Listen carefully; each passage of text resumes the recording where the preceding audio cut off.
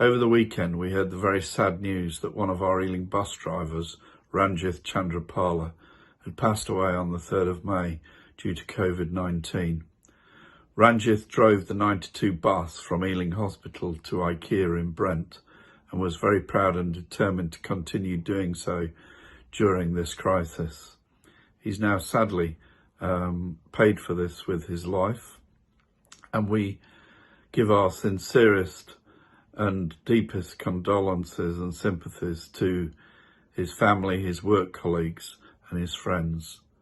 Obviously, this is another brutal reminder of the dangers of COVID-19 and the need for all of us to follow the rules. On Sunday, the Prime Minister changed some of those rules, but when we look at what's been said, not a lot has changed. We need to continue to stay at home if at all possible. We need to also continue to work from home, if at all possible. The social distancing rules remain in place, and if we do go out, we need to keep 2 meters apart.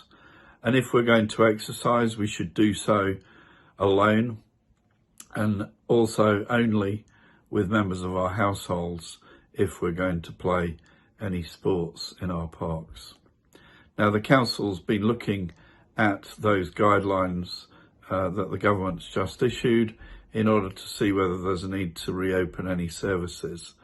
We'll only do that when we put in place any procedures that we must and guidance that we must in order to protect the health and safety of both residents and our workers. It's vital, and that's always our first priority, to look after the safety of our residents and workers. We are looking at reopening our household waste and recycling centres. The Greenford one we're definitely reopening on the 18th of May, and we're hoping also to be able to open the Acton one. But please only use those services if you absolutely need to.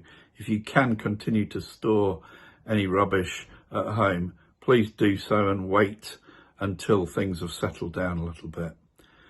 Finally, just a plea to stay at home and also to follow the social distancing rules.